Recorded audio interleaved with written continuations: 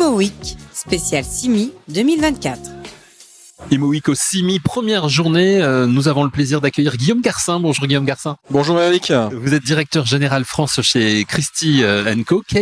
Première question, Guillaume, quel est votre point de vue sur l'état actuel du marché hôtelier en France pour l'année 2024 et quels indicateurs vous semblent les plus révélateurs? Sachant que c'est un marché, on a l'impression qui est en plein développement en ce moment. Ouais, je pense qu'on est dans un secteur qui est très actif, qui est mis en lumière parce qu'il se porte bien. Et peut-être mis en lumière parce que les autres classes d'actifs se portent moins bien. On l'aura noté en bureau, c'est quand même pas terrible ce qui se passe. Et je pense de manière durable. Donc un grand pan du marché de l'investissement, en tout cas, qui est impacté. Et à l'inverse, le marché hôtelier qui se porte très bien, qui a connu quand même une période très difficile avec le Covid. Beaucoup d'inquiétudes, mais en fait, ce qu'on a pu s'apercevoir, c'est que s'il est reparti très fort, 2022, 2023, très fort. Pourquoi il est reparti fort? J'allais vous poser la question. Qu'est-ce qui explique? C'est la vraie question. C'est le sous-jacent. Ouais. Je pense qu'il y a des classes d'actifs où on a parfois oublié le sous-jacent. L'hôtellerie, le sous-jacent, c'est du tourisme, c'est d'une clientèle corporate. Et ça, on a la chance d'être dans un pays qui attire malgré tout ce qui peut s'y passer, que ce soit des crises politiques, des crises de maladies diverses. On est toujours un pays qui attire grâce à une capitale qui attire. Donc 2024 a suivi la continuité de ce qui se passait. On a suivi donc des années 2022, 2023 qui étaient très bonnes. Et 2024, on se retrouve avec des chiffres encore en consolidation, on va dire, moins en augmentation, notamment sur les loyers, enfin sur les RevPAR, donc les revenus moyens par hôtel, qui ont explosé après le Covid, qui sont revenus à des niveaux supérieurs même à 2019, donc avant Covid, et avec des taux d'occupation qui sont légèrement en deçà de ce qu'on a connu avant, mais qui sont en augmentation. Donc on est sur un marché qui se porte bien, le tourisme revient très fort, avec un retour de la clientèle asiatique en 2024. Ça, c'est un point à noter. Clientèle américaine avec le taux de change dont on a bénéficié. Donc ça, c'est des facteurs très favorables sur le tourisme. Et on reste un pays attrayant. On a connu une année un petit peu étrange puisqu'il y a eu les JO. Oui, alors justement, les JO, est-ce que ça a bien joué pour l'hôtellerie ou pas? Parce qu'il y a eu beaucoup de choses. On a dit beaucoup de choses. On a dit que les prix avaient flambé. Du coup, il y avait moins de monde. Après, comment ça s'est passé finalement? En tout cas, ça a été un grand débat pendant quelques mois, notamment une peur que ça se passe mal, les JO. Beaucoup de critiques en amont. Donc, un gros sujet, en effet, au mois de juin-juillet où les chiffres étaient pas bons. Il y a eu les entreprises sont paralysées un petit peu. Elles ont laissé leurs équipes dans leurs bureaux, ils n'ont pas fait de mouvement important. Les touristes, pareil. Donc il y a eu un arrêt un peu du tourisme. Donc en effet, ça a impacté les chiffres hôteliers au mois de juin-juillet, qui ont été négatifs. En revanche, l'impact JO, il y a eu 11 millions de visiteurs pour les JO quand même. Donc l'impact a été très positif. À Paris, on est à plus de 80% de taux d'occupation. On a des RevPAR qui augmentent de 20 à 30%. Donc un rattrapage des mois de juin et juillet par les JO. Donc une année très bonne. On attend évidemment d'avoir les derniers chiffres de fin d'année, mais ils sont pas mauvais. Et ce qu'il faut mesurer aussi, je pense que c'est que cet impact JO, il y a le moment T, et vous allez me poser la question, j'en suis sûr, sur l'année d'après. C'est ça. Mais c'est l'effet durable. C'est l'effet durable des JO. C'est comme le Tour de France. On a un pays qui attire. Et c'est important d'avoir des événements qui marquent le marché. Les JO, c'est un événement marquant sur le moment T, mais c'est aussi un événement marquant pour l'avenir, puisque ça fait une publicité hors norme. Le budget publicité des JO pour le monde entier, forcément que ça sera une vitrine.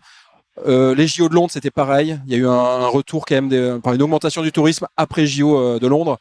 Et Paris échappera pas à la règle. Donc on est assez enthousiaste pour 2025. En tout cas, sur le sous-jacent, il faut aussi se rendre compte de sous-jacent que le corporate s'est stabilisé, le télétravail, on assiste aussi à un retour peut-être un petit peu en arrière par rapport à certains excès sur le télétravail, où il y a des entreprises on a connu du 100% télétravail qui y reviennent. Donc on arrive à une normalisation de ce sous-jacent aussi de la clientèle corporate. Alors comment dans le contexte économique actuel, l'inflation, même si elle est en train d'être un petit peu stabilisée, aussi la pénurie de main-d'œuvre dont souffre le secteur de l'hôtellerie, comment tout cela influence les opérations et la rentabilité des hôtels? Alors, il y a deux facteurs. Il y a le facteur en effet économique, si je puis dire, en tout cas revenu plus charge. Donc on a connu une période d'inflation très importante, de charge de coût de l'énergie notamment, qui est quand même moindre que dans certains pays européens comme l'Allemagne, où en effet ils ont une crise du gaz qui a été importante. Nous on est un peu sauvés par nos énergies historiques comme le nucléaire, même si on a une période un peu de problématique avec certaines centrales qui étaient temporairement fermées. Donc on a eu évidemment cette inflation des charges, les salaires aussi, problème de personnel après le Covid, ça a obligé quand même les hôtels à se réinventer, mais qui a été fortement compensé, contrairement à d'autres classes d'actifs, par les revenus par les prix par chambre, qui ont plus que équilibré les comptes, puisqu'ils ont valorisé encore une fois les fonds de commerce des hôtels. Donc le bilan est très positif pour les hôtels, et en plus ils bénéficient d'un impact, en tout cas on peut réimpacter l'inflation très rapidement, puisque c'est à l'annuité, contrairement à d'autres classes d'actifs qui sont parfois paralysées pendant plusieurs années. Donc l'hôtellerie souffre pas de ce sujet-là. En revanche, l'hôtellerie n'est pas épargnée par l'augmentation des taux d'intérêt, évidemment. Donc ça, c'est l'autre volet. Donc faut pas croire que tout est tout rose. Et là, on a deux pans de l'hôtellerie. On a ce qu'on appelle les murs seuls, qui sont impactés directement par les taux à l'acquisition. Donc ça va en effet impacter, comme les autres classes d'actifs, négativement les prix de transaction. Et puis ceux qui vont acheter des murs et fonds de commerce, qui vont pouvoir compenser l'impact financier des taux par des résultats au bilan qui sont très positifs. Alors justement, comment Christie & Co adapte-t-elle sa feuille de route pour répondre aux besoins changeants de ses clients dans ce contexte économique? Eh bien, Christie & Co, là, juste pour rappel, c'est 250 salariés en Europe, c'est plus d'une 60aine de collaborateurs dédiés à l'hôtellerie.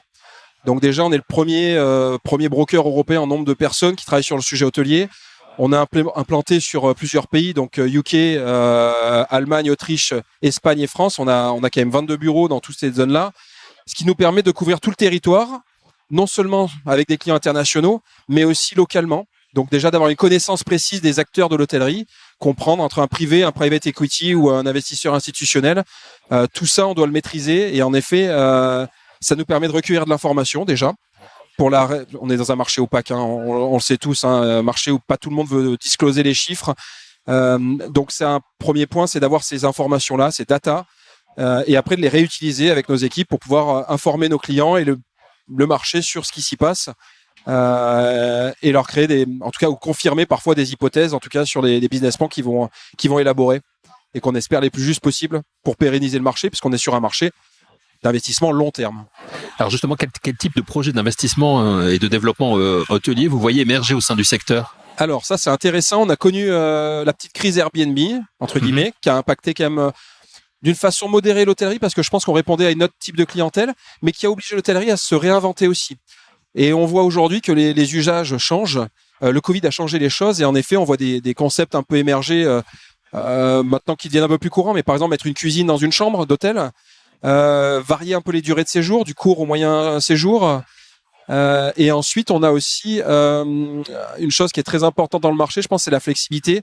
Idéalement, c'est-à-dire d'avoir parfois des hôtels qui ont des salles de séminaire, qui ont aussi de la restauration, idéalement un rooftop, qui vont avoir du bureau avec du flex office, et donc qui vont mixer des usages, plus de la restauration en pied d'immeuble, mixer les usages pour s'adresser à une clientèle très large, qui va être de la clientèle corporate, qui vient pour une ou deux nuits pour des événements travail, et puis jusqu'à de la clientèle locale, qui vont aller se restaurer même dans un hôtel ou boire un verre dans un hôtel.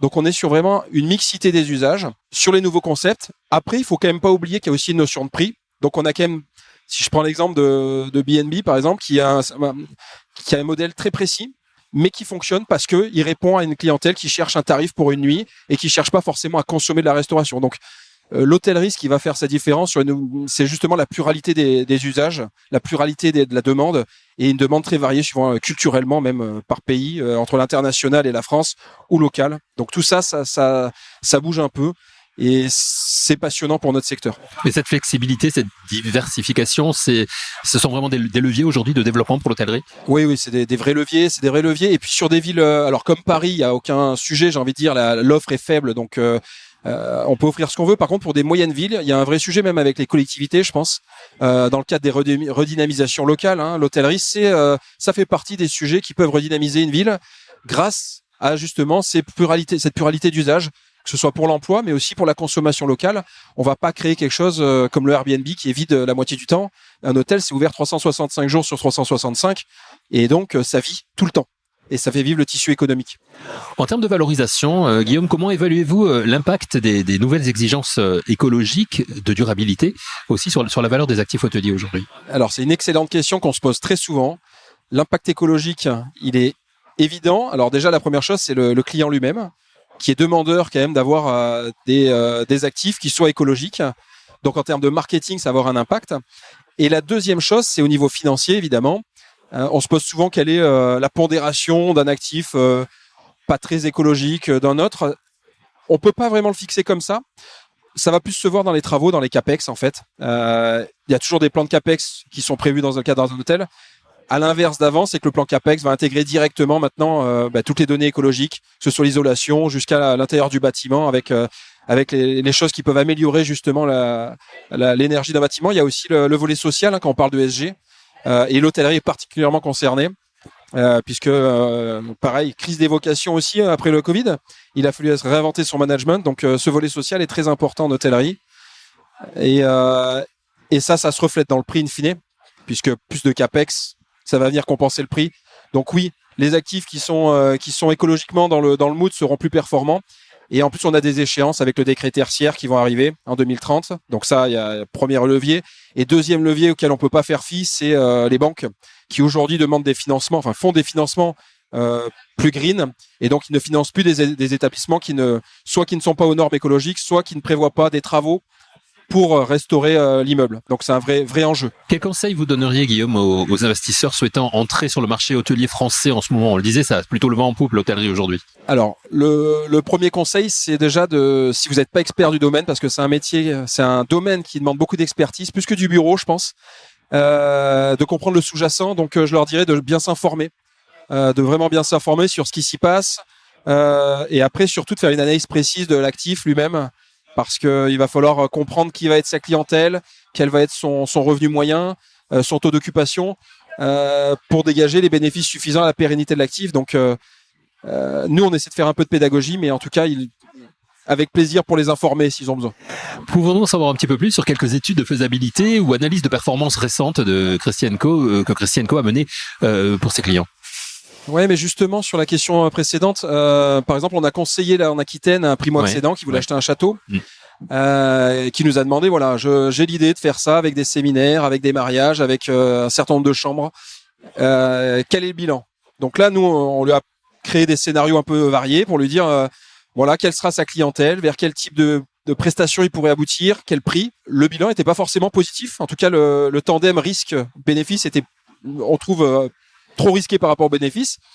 Donc en effet, on a fait une mission de conseil là-dessus, complète, et la personne s'est retirée. Mais vaut mieux investir quelques milliers d'euros en amont et pas faire l'opération, plutôt que se lancer dans une opération à plusieurs millions d'euros qui serait pas pérenne.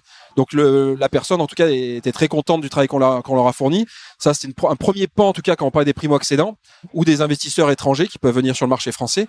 On a aussi d'autres opérations, par exemple, avec un gros client institutionnel sur des loyers. Vous savez que Naos a été liquidé il y a quelques jours. Et en effet, des clients même institutionnels ou moins rompus à l'hôtellerie peuvent avoir besoin d'une analyse du fonds de commerce, parce que quand ils sont qu'en mur seul, ils ont un bail commercial, mais ils voient pas ce qui se passe sur les chiffres en dessous.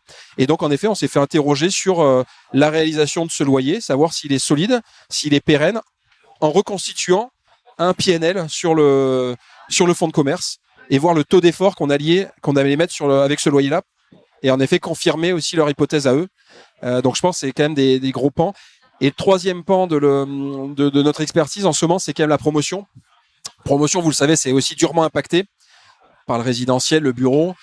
Et en effet, les promoteurs n'ont pas 30 000 choix en ce moment. C'est le résidentiel, ça continue quand même. La santé et l'hôtellerie. Donc pareil, là, on fait pas mal de conseils aux promoteurs. On essaie aussi, pour pas qu'ils se lancent dans des projets farfelus et perdent du temps, 1 ou 2 ans.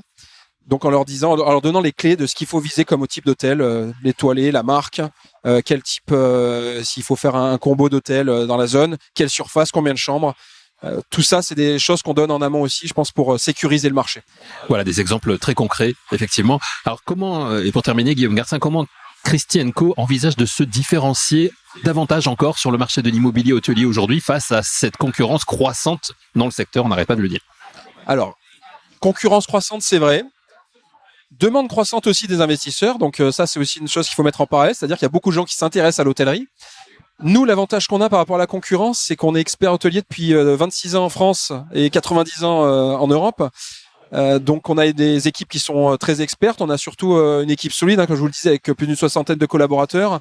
Et surtout, on mixe ces réseaux locaux, on a une spécificité avec nos bureaux locaux et les entrées internationales qu'on a, donc ce qui nous permet quand même de nous différencier sur les types d'investisseurs qui peuvent venir sur des différents marchés, la connaissance qu'on en a, et des équipes qui sont globalement quand même seniors, puisqu'ils sont experts de leur domaine. En France, on a des équipes qui ont en moyenne 10 ans d'expérience en hôtellerie, en transaction. Et ensuite, on a l'équipe conseil. Là, pareil, on a une quinzaine de collaborateurs en Europe qui sont répartis sur sur les pays.